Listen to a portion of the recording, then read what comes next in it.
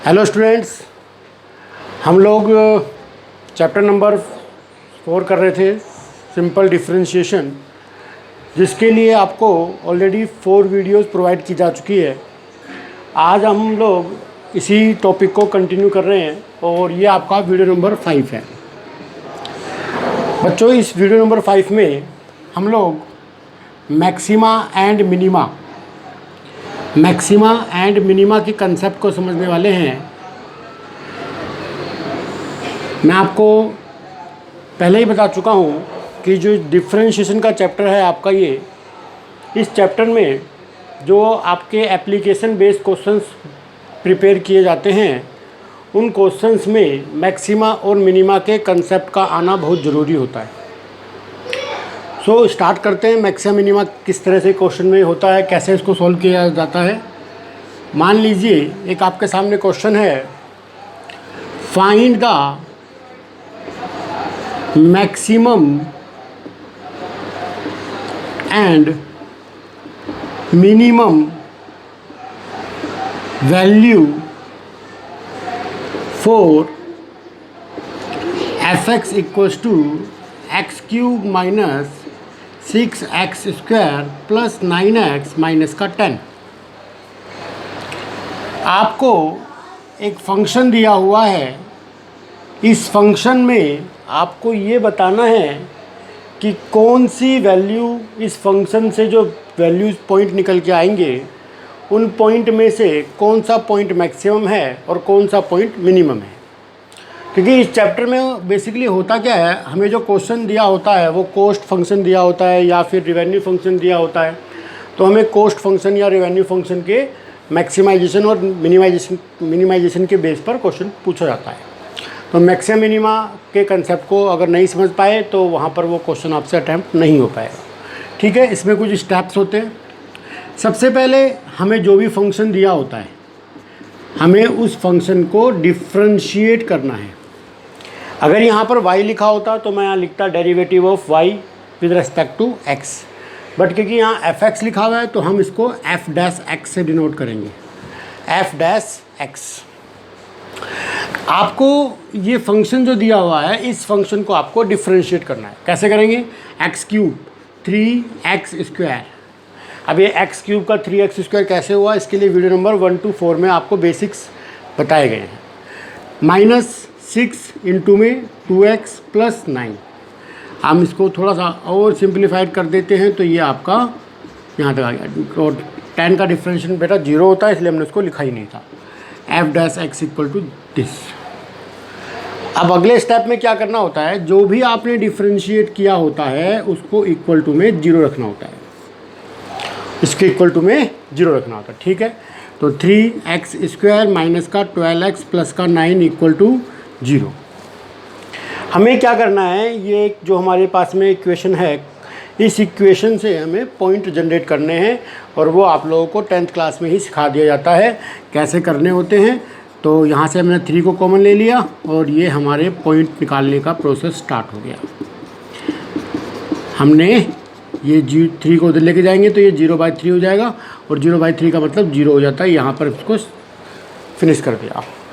अब हम लोग फैक्टर करेंगे, -4 और ये 3 है तो हम इसको फैक्टर करके प्लस का 3 लिख सकते हैं। ठीक है, बेसिक चीज़ें हैं ये आपकी। x इसमें कॉमन आ सकता है, x -3, यहाँ से -1 कॉमन लेना पड़ेगा क्योंकि हमें यहाँ पर दोनों इक्वल करने होते हैं। और ये x -1 x -3 इक्वल टू 0 आ गया। एक बार x -1 इक्वल टू 0 लिख देंगे, एक बार x -3 इक्वल टू 0 लिख देंगे और x की वैल्यू 1 आ जाएगी, x की वैल्यू 3 आ जाएगी। हमारे पास 2 वैल्यू हैं, एक वैल्यू 1 है, एक वैल्यू 3 है। अब इन दोनों वैल्यू में से कौन सी वैल्यू मिनिमम है और कौन सी वैल्यू मैक्सिमम है, इसी को हमें फाइंड आउट करना है। इसके लिए हम क्या करेंगे, यहाँ एक प्रोसेस होता है, उस प्रोसेस को मैं बता देता हूँ क्या करना होता है आपको। f'(x) ग्रेटर देन 0 अगर हुआ तो वो मिनिमम होता है, f'(x) लेस देन 0 हुआ तो वो मैक्सिमम होता है, f'(x) इक्वल टू 0 हुआ तो वो नॉर मिन, ना तो वो मैक्सिमम पॉइंट है ना वो मिनिमम पॉइंट है। हमें यहाँ पर इसको चेक करना है। किसको चेक करना है? 1 और 3 में से कौन सा पॉइंट आपका मिनिमम है, कौन सा मैक्सिमम है, ठीक है। तो अब आपको देखिए चेक करना चाहते हैं तो एफ डबल डैश एक्स चाहिए, हमारे पास तो एफ डैश एक्स है, तो हम क्या करेंगे, अब हम दोबारा से डिफ्रेंशिएट कर लेंगे। चलिए एफ डैश एक्स को हमने यहाँ पर रखा, एफ डैश एक्स कितना हमारा, ये हमारे पास है 3x² माइनस का 12x प्लस का 9। अब इसको दोबारा से डेरिवेटिव करेंगे तो ये हो जाएगा हमारा 2x माइनस का 12 यानी कि 6x माइनस का 12।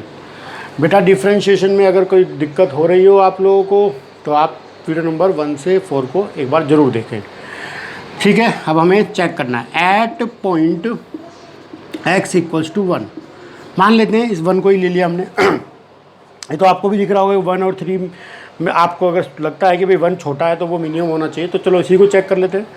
तो 1 हमने लिया एट x = 1, तो अगर मैं मिनिमम चेक करना चाहता हूँ तो मुझे इस वाली इक्वेशन में आना पड़ेगा, और F double dash x is greater than 0। तो जहाँ पर ये x लिखा हुआ है, इस x के जगह पर मैं अपने इस पॉइंट को रख दूंगा, तो मेरा पास में पॉइंट क्या था 1, तो ये देखिए, ठीक है। अब जब यहाँ मैंने रखा है तो इसका मतलब ये एफ डबल डैश एक्स का मतलब क्या है, एफ डबल डैश एक्स का मतलब तो पूरा ये है, तो यानी यहाँ पर हमें इस पूरे को लेके आना है, यानी कि इसको कैसे लिखेंगे 6x माइनस का 12, यानी कि 1 माइनस का 12 ग्रेटर देन 0, यानी ये स्टेप आपको समझाने के लिए था। बेसिकली जो हमने डिफ्रेंशिएट किया होता उसी में ही पॉइंट हमें रखना होता है। तो ये 6 माइनस का 12 ग्रेटर देन 0 माइनस का 6 ग्रेटर देन 0, यानी कि माइनस का 6 ग्रेटर देन 0 होता है। क्या ये सही है? नहीं, ऐसा तो नहीं है। इट मीन्स हम ये कह रहे थे कि ये x = 1 जो है वो मिनिमम है, क्योंकि हमने मिनिमम की कंडीशन सेटिस्फाई की, बट वो सेटिस्फाई नहीं हो पाई। So condition not satisfied, so x = 1 is minimum point.